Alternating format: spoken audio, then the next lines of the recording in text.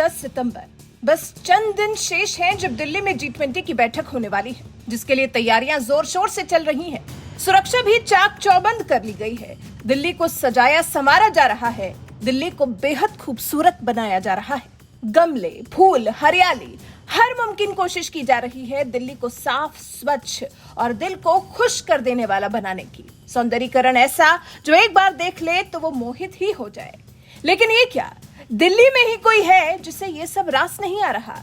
दिल्ली का यूं सजना संवरना उसके गले नहीं उतर रहा।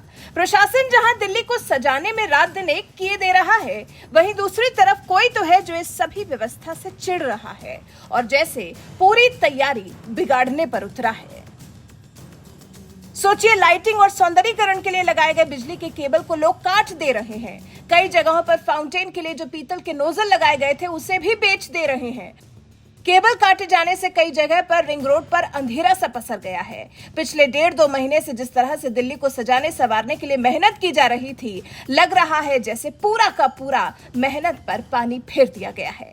आप यकीन नहीं करेंगे, पिछले कुछ दिन में केबल चोरी, लाइट्स की फिटिंग और नोजल चोरी के 50 से ज्यादा मामले पुलिस ने दर्ज किए हैं।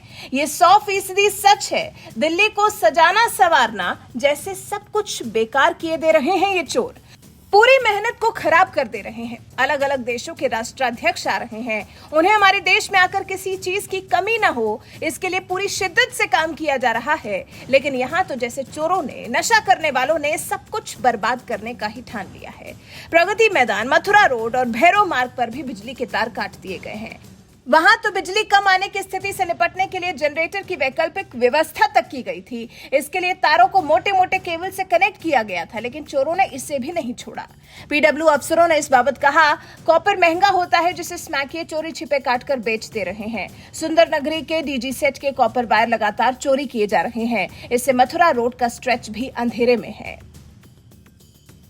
कहां सोचा था कि दिल्ली को सजा संवार कर अलग अलग देशों के राष्ट्राध्यक्षों को दिल्ली के लिए मोहित कर दिया जाएगा, लेकिन ये लोग लगता है जैसे दिल्ली और देश का अच्छा चाहते ही नहीं है।